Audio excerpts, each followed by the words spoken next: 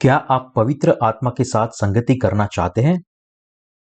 पहला यूहन्ना अध्याय 1 वचन 1 से 10। उस जीवन के वचन के विषय में जो आदि से था, जिसे हमने चुना और जिसे अपनी आंखों से देखा, वरन जिसे हमने ध्यान से देखा और हाथों से छुआ, यह जीवन प्रकट हुआ और हमने उसे देखा और उसकी गवाही देते हैं और तुम्हें उस अनंत जीवन का समाचार देते हैं, जो पिता के साथ था और हम पर प्रकट हुआ। जो कुछ हम न देखा और सुना है, उसका समाचार तुम्हें भी देते हैं, इसलिए कि तुम भी हमारे साथ सहभागी हो। और हमारी यह सहभागिता पिता के साथ और उसके पुत्र यीशु मसीह के साथ है। और ये बातें हम इसलिए लिखते हैं कि हमारा आनंद पूरा हो जाए। जो समाचार हमने उससे सुना और तुम्हें सुनाते हैं, यह है कि परमेश्वर ज्योति है और उसमें कुछ भी अंधकार नहीं। यदि हम कहें कि उसके साथ हमारी सहभागिता है और फिर अंधकार में चले, तो हम झूठ के और सत्य पर नहीं चलते। पर यदि जैसा वह ज्योति में है, वैसे ही हम भी ज्योति में चले, तो एक दूसरे से सहभागिता रखते हैं और उसके पुत्र यीशु का लहू हमें सब पापों से शुद्ध करता है। यदि हम कहें कि हम में कुछ भी पाप नहीं, तो अपने आप को धोखा देते हैं और हम में सत्य नहीं है। यदि हम अपने पापों को मान ले, तो वह हमारे पापों को क्षमा करने और हमें सब अधर्म से शुद्ध करने में विश्वास योग्य और धर्मी है। यदि कहे कि हमने पाप नहीं किया, तो उसे झूठा ठहराते हैं और उसका वचन हम में नहीं है। पवित्र आत्मा के साथ संगति करने के लिए आवश्यक शर्त कौन सी है? हमें सबसे पहले पानी और आत्मा के सुसमाचार को जानना होगा और विश्वास करना होगा, और विश्वास के द्वारा हमारे सारे पापों को साफ करना होगा। यदि आप पवित्र आत्मा के साथ संगति करना चाहते हैं, तो सबसे पहले आपको पता होना चाहिए कि प्रभु के सामने थोड़ा सा भी पाप ऐसी संगति को संभव बना देता है। आप शायद सोचते होंगे, परमेश्वर के सामने कैसे कोई इंसान बिना पाप के खड़ा रह सकता है? लेकिन अगर आप वास्तव में प्रभु के साथ संगति की इच्छा रखते हैं, तो आपके दिल में कोई अंधेरा नहीं होना चाहिए। इसलिए प्रभु के साथ संगति रखने के लिए आपको यह जानना आवश्यक है कि आपको छुटकारे के सुसमाचार पर विश्वास करना चाहिए और सभी पापों से अपने आप को शुद्ध करना चाहिए। यदि आप वास्तव में पवित्र आत्मा के साथ संगति करना चाहते हैं, तो आपको सबसे पहले पानी और आत्मा के सुसमाचार को जानना और मानना चाहिए और विश्वास के द्वारा अपने पापों को शुद्ध करना चाहिए। यदि आप पानी और आत्मा के सुसमाचार को नहीं जानते हैं और इसे अपने दिल में नहीं लेते हैं, तो आपको प्रभु के साथ संगति करने के बारे में भी नहीं सोचना चाहिए। पवित्र आत्मा के साथ संगति तभी संभव है जब आपके सभी पाप पानी और आत्मा के सुसमाचार के द्वारा आपके हृदय से दूर हो जाते हैं। उनके पानी और आत्मा की सच्चाई के साथ किसी के भी दिमाग से सारे पापों को शुद्ध किया जा सकता है। जब आप पानी और आत्मा के खूबसूरत सुसमाचार में विश्वास करते हैं, तो प्रभु आपको पवित्र आत्मा की आशीष देता है। क्या आप सच में प्रभु और पवित्र आत्मा के साथ संगति करना चाहते हैं? फिर अपने पापों को पहचानें और अपने आप को शुद्ध करने के लिए खूबसूरत सुसमाचार पर विश्वास करें। उसके बाद आप वास्तव में प्रभु के साथ संगति कर सकते हैं। यदि आप प्रभु के साथ संगति करना चाहते हैं, तो आपको यीशु ने यरदन में यूहन्ना से जो बपतिस्मा लिया, उस पे और क्रूस पर उसके लहू में भी विश्वास करना चाहिए। यदि लोग वास्तव में पवित्र आत्मा के साथ संगति की इच्छा रखते हैं, तो उन्हें पता होना चाहिए कि पवित्र आत्मा कौन है। पवित्र आत्मा पवित्र है और इसलिए वह केवल उन लोगों में बस सकता है जो खूबसूरत सुसमाचार में विश्वास करते हैं। आइए हम उस व्यक्ति के एक कबूलनामे को देखें, जिसके पापों को यूहन्ना के द्वारा यीशु के बपतिस्मा और क्रूस पर उसके लहू के द्वारा साफ किया गया, और अब जिसके पास पवित्र आत्मा की संगति है। इस दुनिया में बहुत से अलग अलग लोग हैं और हर कोई अपने विचारों और तरीकों से जीवन जीते हैं। मैं उनके जैसा ही एक था। मेरे पास एक बहुत ही साधारण जीवन था और बचपन से मैं अपनी मां के साथ कलीसिया गया और स्वाभाविक रूप से परमेश्वर में विश्वास करने लगा। मेरे पिता नास्तिक थे और मेरे विश्वास के लिए अक्सर मेरी आलोचना करते थे, लेकिन परिवार के बाकी सदस्य कलीसिया जाते थे। कलीसिया में आना मेरे जीवन का बहुत बड़ा हिस्सा था। हालांकि मेरी किशोरावस्था के दौरान मेरे बिस्तर पर पड़े मेरे पिता को देखकर जीवन और मृत्यु, स्वर्ग और नरक जैसी चीजों के बारे में मैंने कई बार सोचा। अधिकांश लोगों ने कहा कि अगर मैं परमेश्वर में विश्वास करता हूं, तो मैं स्वर्ग में प्रवेश कर सकूंगा और उनका बेटा बन जाऊंगा। लेकिन मुझे इस बात पर यकीन नहीं था। मुझे कभी यकीन नहीं हुआ कि मैं उनका बेटा बन सकता हूं। मैंने सीखा था कि अगर मैंने पृथ्वी पर अच्छा किया, तो मैं स्वर्ग में प्रवेश कर सकता हूं, और इसलिए मैंने जरूरियातमंदों की भलाई करने की कोशिश की। लेकिन मेरे दिल के एक तरफ मुझे पता था कि मैंने पाप किया था। मैं दूसरों के लिए एक अच्छे व्यक्ति की तरह लग सकता था, लेकिन मैं अपने पापों के लिए दोष महसूस नहीं कर सकता। उस समय मैंने कलीसिया में जाना और प्रार्थना करने की आदत बना ली। कृपया मुझे वास्तव में अपना बेटा बनने दो प्रभु। कृपया मुझे सच्चाई बताए। प्रार्थना करते समय मैंने अपने दिल में एक नई उत्तेजना महसूस की। जब भी मैं उनके वचनों की शिक्षाओं को सुनता था, तब मैं वचनों को समझ नहीं पाता था और न ही देख सकता था। मैं अपने जीवन की शून्यता, अपने पाप, मृत्यु आदि से घिर गया था। मैंने ऐसा सोचा कि मैं नया जन्म पाना चाहता हूं। अगर मैं नया जन्म पाऊंगा तो मैं ऐसे नहीं रहूंगा। लेकिन इन विचारों के बावजूद मैं कलीसिया में बहुत कम गया और मेरे किशोरावस्था बीत गई। मुझे अब नौकरी खोजने की जरूरत थी, लेकिन यह जितना मैंने सोचा था उससे कई ज्यादा कठिन था। मैं और भी ऐसा भी व्यक्ति था और मैंने बहुत कोशिश की, लेकिन मैं मुस्कुरा नहीं पाया। खुद को खाली दिल से देखते हुए मैं निराशा की स्थिति में चला गया। उस समय मैंने अपने बड़े भाई से सुसमाचार सुना। प्रेरितों के अध्याय 3 वचन 19। इसलिए मन फिराओ और लौट आओ कि तुम्हारे पाप मिटाए जाए, जिससे प्रभु के सन्मुख से विश्रांति के दिन आए। यह वास्तव में पानी और आत्मा का सुसमाचार था। पिछली कलीसिया की सभाओं में मैंने सीखा था कि यीशु हमारे पापों के लिए क्रूस पर मर गया था, लेकिन इस सुसमाचार ने मुझे बताया कि यीशु को हमारे पापों को दूर करने के लिए यूहन्ना बपतिस्मा देने वाले के द्वारा बपतिस्मा दिया गया था और क्रूस पर हमारे पापों के लिए उसका न्याय किया गया था।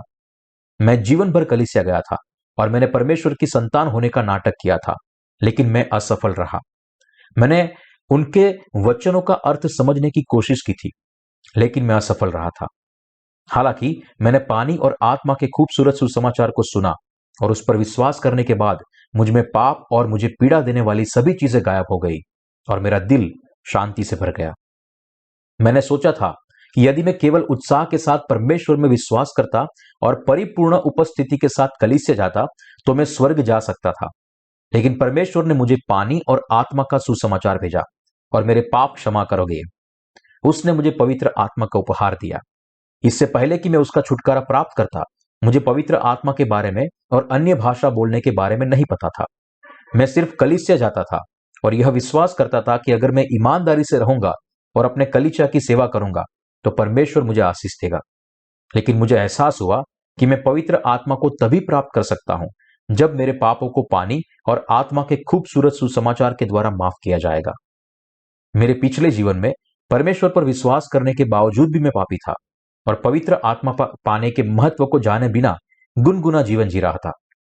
लेकिन उसके सेवक के द्वारा, जिसने बाइबल के अनुसार खूबसूरत सुसमाचार का प्रचार किया, मुझे विश्वास हुआ और मुझे पता चला कि पवित्र आत्मा मेरे अंदर भी था। छुटकारा प्राप्त करने के बाद सबसे पहले मैं आश्वस्त नहीं हो सकता कि पवित्र आत्मा मुझ में है या नहीं, लेकिन मैंने लगातार उनके वचनों का अध्ययन किया और यह महसूस किया कि मेरे दिल में एक नया विश्वास विकसित हो रहा था और इस तरह मुझे पवित्र आत्मा का अंतर्निवास मिला। अब यह सच है और मुझे विश्वास है कि पवित्र आत्मा मुझ में बसता है। जब उसने मेरे पापों को क्षमा कर दिया, तब मैं जानता था कि केवल वही परमेश्वर की संतान बन सकते हैं और पवित्र आत्मा पा सकते हैं जो पापों से मुक्त हुए हैं। मुझे यह भी पता था कि उनकी दृष्टि में संपूर्ण दिखने या संपूर्ण जीने को मेरी कोशिश कभी भी मुझे पवित्र आत्मा को प्राप्त करने की अनुमति नहीं देती। परमेश्वर उन लोगों के पास आता है जो जानते हैं कि वे पापी है और फिर भी यह नहीं जानते कि क्या करना है। वह उन लोगों से मिलता है जो उत्सुकता से उसकी तलाश करते हैं और उसकी जरूरत होती है। उसने मुझे यह दिखाया कि अच्छा करने और परमेश्वर पर विश्वास करने के साथ लापरवाह परित्याग करने से मुझे स्वर्ग नहीं मिलेगा, और इसलिए यीशु मसीह संसार में आए और मुझे पानी और आत्मा के खूबसूरत सुसमाचार के द्वारा मेरे पापों से बचाया। उन्होंने मुझे हमेशा के लिए मेरे भीतर रहने के लिए पवित्र आत्मा दिया। मैं परमेश्वर का धन्यवाद करता हूं कि उसने मुझे अपनी संतान बनाया और मुझे पवित्र आत्मा के अंतर्निवास से आशीषित किया। यदि यह प्रभु के लिए नहीं होता तो आज भी मेरे दिल में पाप होता और नरक में एक आजीवन कारावास के लिए नियोजित होता। इसी तरह पहले मैं केवल क्रूस पर उसके लहू में विश्वास करता था और पवित्र आत्मा को प्राप्त नहीं कर सकता था, भले ही मैं उसको पाना चाहता था। उस समय मैंने यीशु पर विश्वास किया, लेकिन मेरे दिल में पाप था जो मुझे पवित्र आत्मा को प्राप्त करने से रोकता था। एक पापी अपने दिल में पवित्र आत्मा प्राप्त नहीं कर सकता, लेकिन फिर भी कई पापी अपने दिल में पाप होने के बावजूद भी पवित्र आत्मा को प्राप्त करने की कोशिश करते हैं। यदि आप वास्तव में पवित्र आत्मा को प्राप्त करना चाहते हैं और उसके साथ संगति करना चाहते हैं, तो आपको पानी और आत्मा के खूबसूरत सुसमाचार पर विश्वास करके और छुटकारा प्राप्त करने की आवश्यकता है। क्या आप अभी भी पापी है? फिर आप उन लोगों से सच्चा सुसमाचार सुन सकते हैं जिन्होंने पहले ही पवित्र आत्मा प्राप्त कर लिया है।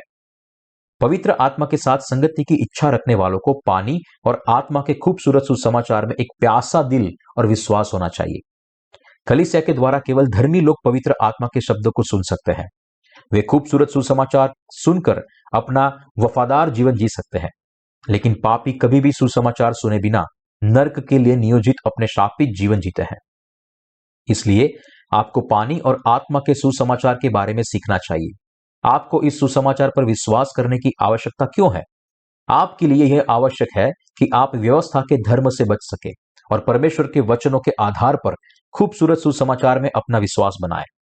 यीशु के शिष्यों ने इस खूबसूरत सुसमाचार का अनुसरण किया और अब यह उन लोगों का है जिन्होंने पवित्र आत्मा को प्राप्त किया है। पानी और आत्मा का खूबसूरत सुसमाचार ठीक वैसा ही है जैसा कि प्रारंभिक कलीसिया की शुरुआत में प्रेरितों के पास था। सभी मसीहियों को पवित्र आत्मा प्राप्त करना चाहिए, तभी वे परमेश्वर की संतान बन सकते हैं। जो लोग अभी भी पानी और आत्मा के खूबसूरत सुसमाचार में विश्वास नहीं करते हैं, उनके दिलों में अभी भी पाप होना चाहिए। पवित्र आत्मा के साथ उनकी संगति नहीं हो सकती। उनके साथ संगति रखने के लिए उन्हें सबसे पहले पानी और आत्मा के उस सुसमाचार पर विश्वास करना होगा जो परमेश्वर ने उन्हें दिया है, और पवित्र आत्मा को पाना होगा। बाइबल बार बार पवित्र आत्मा का उल्लेख करती है। यीशु के पुनरुत्थान के बाद पवित्र आत्मा का अंतर्निवास शुरू हुआ। अब उद्धार का दिन है और उन असीम कृपा का समय है, लेकिन यह वास्तव में दुर्भाग्यपूर्ण है अगर हम पानी और आत्मा के सुसमाचार को प्राप्त नहीं करते हैं और यदि हम पवित्र आत्मा के साथ संगति के बिना जीवन जीते हैं। क्या आपके पास पवित्र आत्मा के साथ संगति है? क्या आपके पाप आपको पवित्र आत्मा के साथ संगति करने से रोकते हैं? फिर पानी और आत्मा के सुसमाचार के बारे में सीखें जो परमेश्वर ने आपको दिया था और उस पर विश्वास करें। यदि आप पानी और आत्मा के सुसमाचार में विश्वास करते हैं तो पवित्र आत्मा आपके हृदय में निवास करेगा और आपका साथी होगा। पवित्र आत्मा केवल उन लोगों के दिलों में बसता है जो पानी और आत्मा के सुसमाचार में विश्वास करते हैं।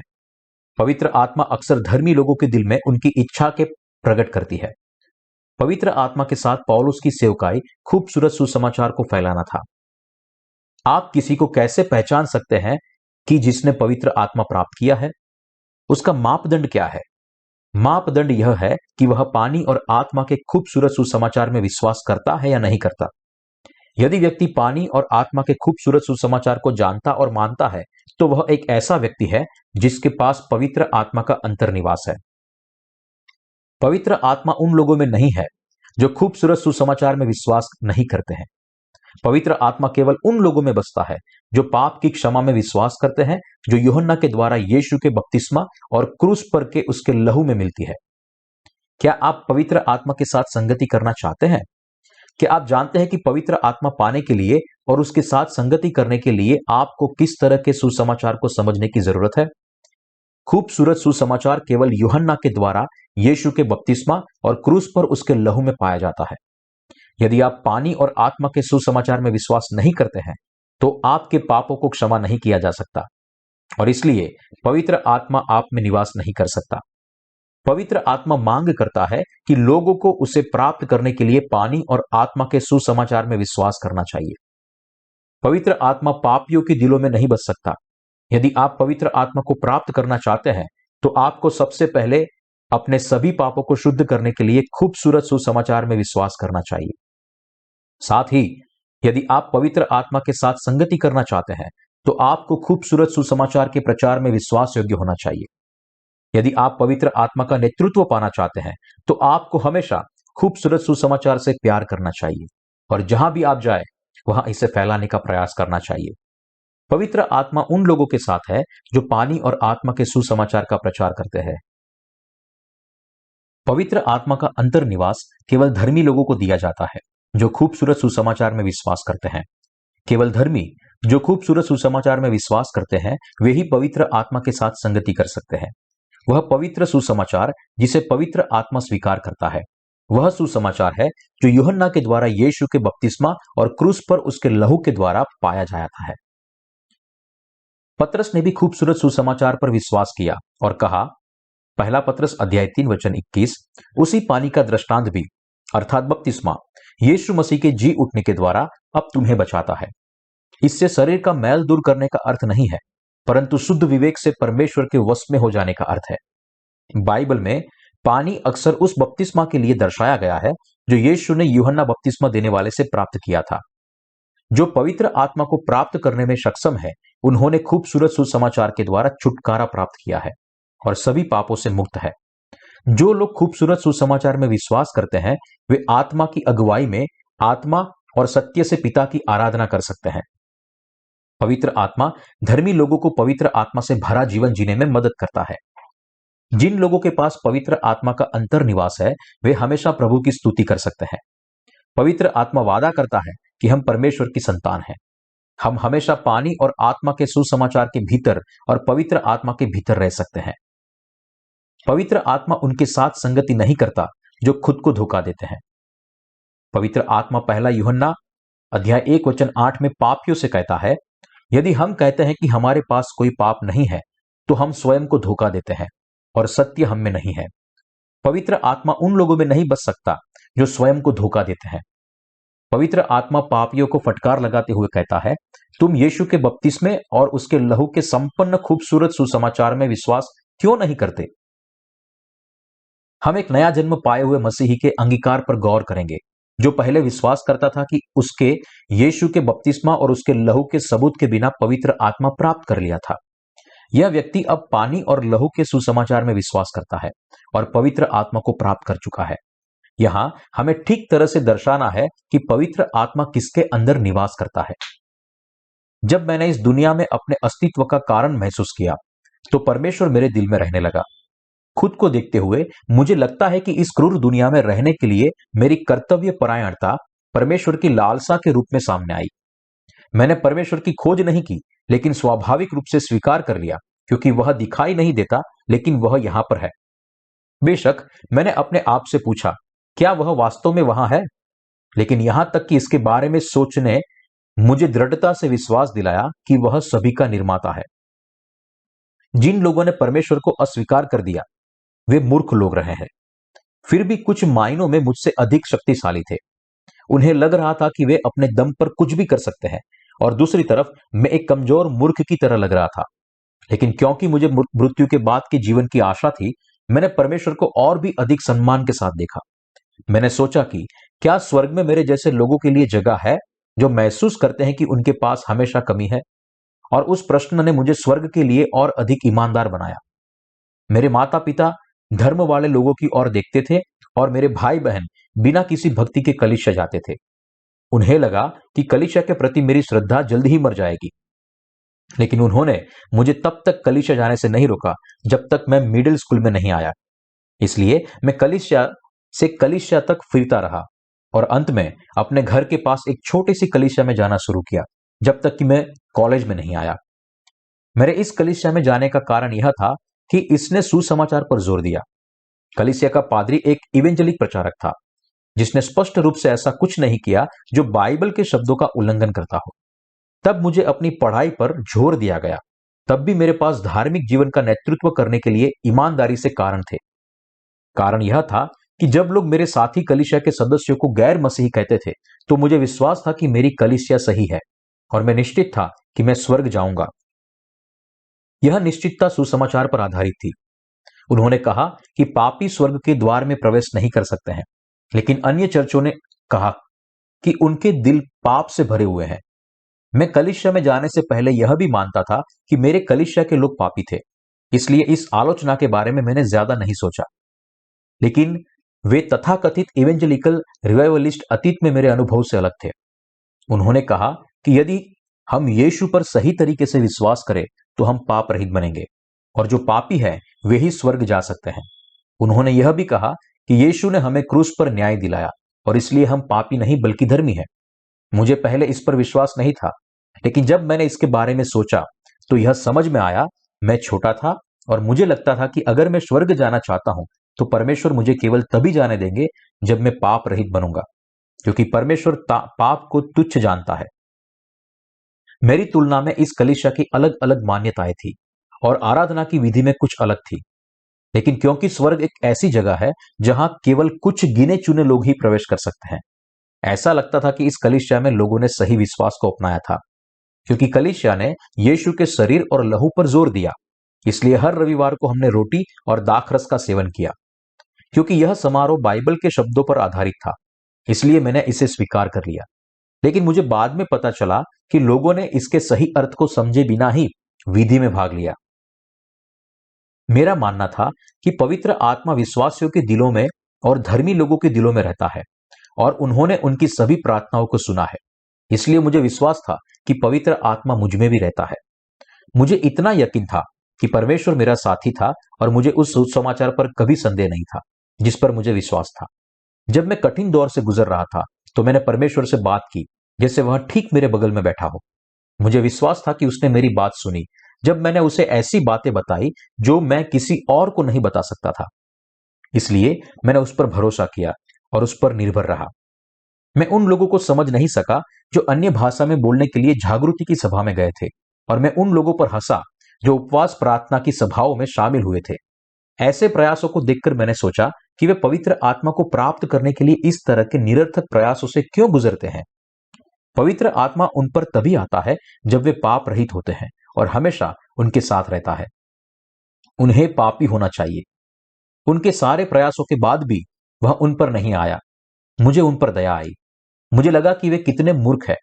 इस बात को ध्यान में रखते हुए मुझे लगा कि सुसमाचार में मेरा विश्वास सबसे अच्छा था और दूसरों का विश्वास सबसे झूठा था। मेरा घमंडी दिल अपनी चरम सीमा पर पहुंच गया। 10 साल तक मैंने खुद अपने धार्मिक जीवन का नेतृत्व किया, लेकिन जैसे जैसे समय बीतता गया मेरे दिमाग में और मेरे दिल में सवाल उठने लगे। मैंने सोचा, मैं क्रूस पर लहू के सुसमाचार के कारण पाप रहित हूं, लेकिन क्या अन्य सभी विश्वासी भी पाप रहित है? क्या वे वास्तव में इस सुसमाचार पर भी विश्वास करते हैं? मुझे नहीं पता कि मैंने ये प्रश्न पूछा और उसका कारण क्या था। सवाल सिर्फ मेरे दिमाग में आए और मैं किसी से पूछ नहीं पाया। यह एक व्यक्तिगत विश्वास था और उसका उल्लंघन नहीं किया जाना चाहिए, और यह किसी और से पूछने के लिए एक भद्दा सवाल होता। लेकिन मैंने खुद से यह सवाल पूछना शुरू किया। जब मैं कॉलेज में था तब मैंने ऐसे काम करना शुरू कर दिया जो धार्मिक उपदेशों तक सीमित रहने थे, और मेरा दिल इतना अंधकार से भर गया कि मेरा विश्वास कम होने लगा था। मुझे अब अपने विश्वास पर यकीन नहीं था। क्या मैं खुद को धर्मी कह सकता हूं? क्या यीशु ने वास्तव में मुझे मेरे सभी पापों से मुक्त कर दिया है? इन सारी उलझनों के बीच मैंने खुद को क्रूस के सुसमाचार के बारे में सोचने के लिए मजबूर किया और मैंने इसके साथ खुद का दिमाग लगाया। लेकिन जितना अधिक मैंने खुद पर दबाव डाला उतना ही मैं खो गया और मैं अब कलीसिया की सेवा में शामिल नहीं हो पाया। मैंने अपने क्लब की गतिविधियों को एक बहाने के रूप में इस्तेमाल किया। सभी भ्रम और अराजकता के बीच मैं आखिरकार सच्चाई से मिला। मैंने पानी और आत्मा के सुसमाचार के बारे में सुना और यह मेरे लिए बिजली के झटके की तरह था। प्रभाव इतना शानदार था कि मुझे रोने जैसा महसूस हुआ। लेकिन सुसमाचार को सुनते हुए मुझे यह मानना पड़ा कि जो कुछ भी मैंने विश्वास किया था वह सब गलत था। मैं अपने पापों को यीशु के ऊपर नहीं डाला था। मुझे विश्वास था कि उसने मेरे पापों को दूर कर लिया था और मैं एक पाप रहित व्यक्ति था, लेकिन ऐसा नहीं था। यीशु बपतिस्मा लेने के लिए इस दुनिया में क्यों आया? क्योंकि वह हमें दिखाना चाहता था कि वह एक भेड़ के बच्चे के जैसा नम्र है। क्या फिर यह साबित करने के लिए कि वह एक मनुष्य के रूप में आया था, या अपने अनिवार्य मृत्यु की भविष्यवाणी करने के लिए? मैंने कभी सपने में भी नहीं सोचा था कि बपतिस्मा का जो भी स्पष्ट ज्ञान मेरे पास था उसका इतना महत्व था। सच्चाई यह थी कि यीशु को सारी मनुष्य जाति के प्रतिनिधि यूहन्ना द्वारा बपतिस्मा दिया गया था और उस बपतिस्मा के साथ हमारे सारे पापों को उसके ऊपर डाल दिए गए। ओ, यही कारण है कि यीशु मसीह परमेश्वर का मेमना बन गया, जिसने हमारे सारे पापों को अपने ऊपर उठा लिया। अब सब कुछ समझ में आया। यीशु को क्रूस पर मेरे पापों के लिए धन्यवाद दिया गया, इसलिए मैं अपने हृदय में पाप रहित हूं। जिस क्षण मुझे पानी यीशु का बपतिस्मा और लहू यानी कि क्रूस और पवित्र आत्मा यानी यीशु परमेश्वर है उसके बारे में पता चला, तब मैंने महसूस किया कि मेरे हृदय के पाप गायब हो गए हैं। अब मैं वास्तव में एक पाप रहित और धर्मी व्यक्ति हूं और पवित्र आत्मा मेरे दिल में बसता है। क्रूस में मेरा जो विश्वास था वह मेरे दिल में मौजूद पापों को दूर करने के लिए पर्याप्त नहीं था। यदि आपको यह पता नहीं है कि आपके पाप यीशु पर कैसे डाले गए थे, तो आपके पाप माफ नहीं किए जा सकते और पवित्र आत्मा आपके अंदर निवास नहीं कर सकता। मैं प्रभु को धन्यवाद देता हूं, मैं खूबसूरत सुसमाचार के माध्यम से पवित्र आत्मा को प्राप्त करने में सक्षम था। बिना किसी प्रयास के मुझे पानी और आत्मा के सुसमाचार के द्वारा क्षमा किया गया और पवित्र आत्मा मुझ में हमेशा के लिए बस गया। अब गर्व से कह सकता हूं कि एक पाप रहित आदमी कह सकता हूं और गर्व कर सकता हूं कि स्वर्ग का राज्य मेरा है। मैं बिना किसी खर्च के मुझे ऐसा आशीष देने के लिए परमेश्वर का धन्यवाद करने का अवसर लेता हूं। हालेलुया। जो लोग पवित्र आत्मा को प्राप्त करते हैं वे कह सकते हैं कि वे परमेश्वर की उपस्थिति में पाप रहित हैं। कोई फर्क नहीं पड़ता कि आप यीशु पर कितने समय से विश्वास करते हैं। यदि आप उस खूबसूरत सुसमाचार पर विश्वास नहीं करते हैं जो परमेश्वर ने हमें दिया है, तो निश्चित रूप से आपके दिल में पाप है। उस तरह के लोग खुद को और परमेश्वर को भी धोखा देते हैं। ये लोग कभी प्रभु से नहीं मिले। अगर कोई पापी पवित्र आत्मा के साथ संगति रखना चाहता है तो उसे पहले खुद को धोना और खुद को धोखा देना बंद कर देना चाहिए और स्वीकार कर लेना चाहिए कि उसने पाप किए हैं।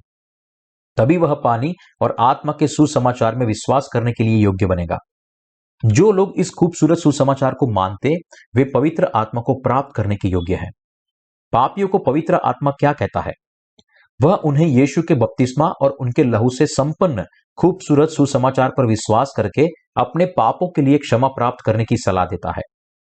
यदि आप पाप करने के बावजूद भी कहते हैं कि आप पापी नहीं है, तो आप कभी भी पवित्र आत्मा को प्राप्त नहीं करेंगे।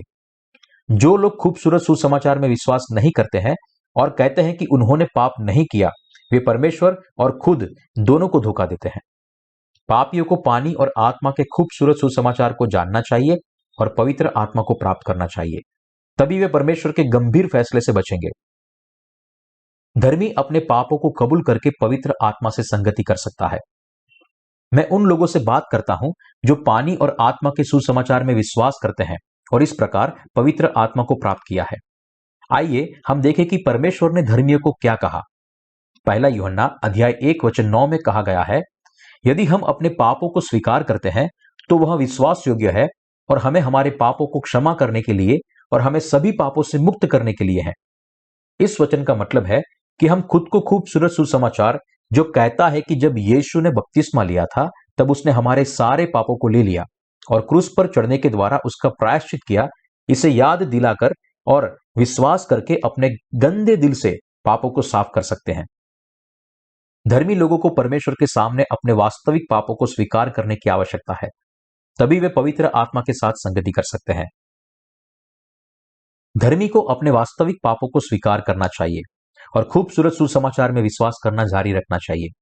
बहुत पहले यीशु के बपतिस्मा और उनके लहू के खूबसूरत सुसमाचार ने हमारे सभी पापों को साफ कर दिया था और इसलिए धर्मी को इस सुसमाचार पर विश्वास करना चाहिए और उनके सभी पापों से मुक्त होना चाहिए। धर्मी को अपने पापों से मुक्त होने के लिए खूबसूरत सुसमाचार पर विश्वास करना चाहिए। धर्मी लोग पानी और आत्मा के खूबसूरत सुसमाचार में विश्वास करके अपने दिल को शुद्ध कर सकते हैं जब वे अपने वास्तविक पापों से प्रदूषित होते हैं।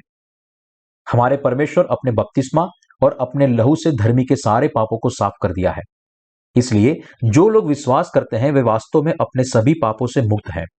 हालांकि धर्मी लोगों को परमेश्वर की उपस्थिति में अपने पापों को स्वीकार करना चाहिए और फिर धर्मी को यीशु के बपतिस्मा और उसके लहू में विश्वास पर वापस लौटना चाहिए, जिसने उनके सारे पापों से उनको मुक्त कराने के लिए सुंदर सुसमाचार की रचना की। इसलिए वे हमेशा पवित्र आत्मा के साथ एक नए जीवन का नेतृत्व कर सकते हैं। जो लोग अपनी कमजोरी के बारे में चिंता किए बिना प्रभु को देख सकते हैं, वह परमेश्वर के साथ संगति कर सकते हैं। पानी और आत्मा के खूबसूरत सुसमाचार को धन्यवाद। हम पवित्र आत्मा के साथ संगति का सच्चा अनुभव कब पा सकते हैं? ऐसे कई लोग हैं जो पवित्र आत्मा के साथ संगति की इच्छा रखते हैं, लेकिन वे यीशु पर विश्वास करने के बावजूद भी यह नहीं जानते कि इस इच्छा को कैसे सच किया जाए। सभी लोग पानी और आत्मा के सुसमाचार पर विश्वास करके पवित्र आत्मा को प्राप्त करना चाहते हैं और उस समय से पवित्र आत्मा के साथ संगति रखना शुरू करते हैं। इसी तरह एक धर्मी व्यक्ति को पवित्र आत्मा के साथ संगति करने के लिए केवल एक ही रास्ता है, और वह है पानी और आत्मा के सुसमाचार के सच को जानना और मानना। धर्मी और पवित्र आत्मा के बीच संगति को सच्चे सुसमाचार के बिना प्राप्त नहीं किया जा सकता है। पवित्र आत्मा के साथ संगति के बारे में क्या? यह केवल खूबसूरत सुसमाचार की सच्चाई पर विश्वास करके ही संभव हो सकता है। परमेश्वर कहता है कि मनुष्य जीवन भर पाप करता है। पहला यूहन्ना अध्याय 1:10 यह कहता है, यदि हम कहें कि हमारे अंदर पाप नहीं तो उसे झूठा ठहराते हैं और उसका वचन हम में नहीं है। ऐसा कोई नहीं होगा जिसने परमेश्वर के सामने पाप न किया हो। बाइबल यह भी कहती है, सबोपदेशक अध्याय 7:20 में, निसंदेह पृथ्वी पर कोई ऐसा धर्मी मनुष्य नहीं जो भलाई ही करे और जिससे पाप न हुआ हो। सभी मनुष्य परमेश्वर के सामने पाप करते हैं। अगर कोई कहता है कि उसने पाप नहीं किया है तो वह झूठा है। लोग अपने मरने के समय तक जीवन भर पाप करते हैं, और यही कारण है कि यीशु को यूहन्ना से सारे पापों को उठाने के लिए बपतिस्मा दिया गया था। यदि हम पाप नहीं करते तो हमें अपने उद्धारकर्ता के रूप में परमेश्वर पर विश्वास करने की आवश्यकता नहीं है। प्रभु उन लोगों से कहते हैं जो कहते हैं कि मैंने पाप नहीं किया, मेरा वचन तुम में नहीं है। यदि किसी व्यक्ति को पानी और आत्मा के खूबसूरत सुसमाचार में विश्वास नहीं है तो वह विनाश का हकदार है। यदि कोई धर्मी व्यक्ति या पापी कहता है कि उसने परमेश्वर की उपस्थिति में पाप नहीं किया है तो वह खूबसूरत सुसमाचार में विश्वास करने के योग्य नहीं है। प्रभु ने सभी को खूबसूरत सुसमाचार का अद्भुत उपहार दिया है। हमने अपने सभी पापों को स्वीकार किया और खूबसूरत सुसमाचार के साथ पापों की क्षमा प्राप्त करने के लिए पश्चाताप किया। हम उस खूबसूरत सुसमाचार की ओर वापस आ सकते हैं जिसे परमेश्वर ने हमारे पापों के लिए क्षमा के रूप में दिया था, और पवित्र आत्मा के साथ संगति रखने के लिए उस पर विश्वास कर सकते हैं। पवित्र आत्मा के साथ संगति का एक सच्चा अर्थ पानी और आत्मा के सुसमाचार में है, और केवल वे लोग परमेश्वर के साथ संगति कर सकते हैं जिनके पास पानी और आत्मा का सुसमाचार है।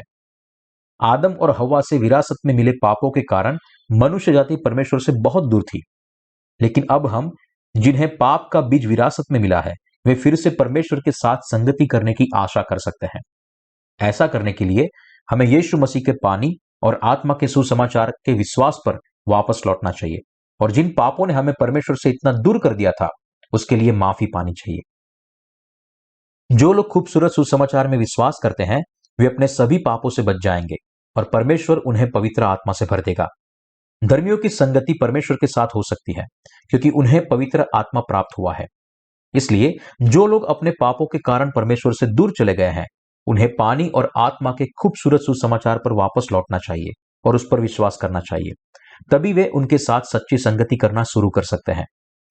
पवित्र आत्मा का अंतर्निवास खूबसूरत सुसमाचार में विश्वास के साथ आता है। हमें पता होना चाहिए कि पवित्र आत्मा का अंतर्निवास पानी और आत्मा के सुसमाचार पर विश्वास करने के द्वारा ही होता है। खूबसूरत सुसमाचार में विश्वास करने से परमेश्वर की ओर एक नया मार्ग तैयार हुआ। परमेश्वर ने बीच की दीवार को तोड़ दिया जिसने हमें मूल पाप और वास्तविक पापों के कारण उससे अलग कर दिया था, और हमें पानी और आत्मा के खूबसूरत सुसमाचार में हमारे विश्वास के द्वारा परमेश्वर के साथ संगति करने की अनुमति दी। हमें एक बार फिर पवित्र आत्मा के साथ संगति स्थापित करनी चाहिए। पवित्र आत्मा के साथ सच्ची संगति पानी और आत्मा के सुसमाचार को समझने के द्वारा मिलती है। पवित्र आत्मा के साथ संगति तब होती है जब हमें इस तथ्य पर विश्वास होता है कि हमारे पापों की माफी खूबसूरत सुसमाचार से आती है। जिन लोगों को अपने पापों के लिए माफी नहीं मिली है वे पवित्र आत्मा के साथ संगति नहीं कर सकते। दूसरे शब्दों में, कोई भी पानी और आत्मा के सुसमाचार पर विश्वास किए बिना पवित्र आत्मा के साथ संगति नहीं कर सकता। यदि आपके लिए पवित्र आत्मा के साथ संगति करना कठिन है तो आपको पहले यह स्वीकार करना चाहिए कि आप पानी और आत्मा के सुसमाचार में विश्वास नहीं करते हैं और उसके पापों को क्षमा नहीं किया गया है। क्या आप पवित्र आत्मा के साथ संगति करना चाहते हैं? तो फिर उस सुसमाचार पर विश्वास करें जो यीशु के बपतिस्मा और उसके लहू के माध्यम से पूरा हुआ था। तभी आपको अपने सभी पापों के लिए माफ किया जाएगा और एक इनाम के रूप में आपके दिल में पवित्र आत्मा प्राप्त होगा। यह खूबसूरत सुसमाचार निश्चित रूप से आपको पवित्र आत्मा के साथ संगति प्रदान कर सकता है।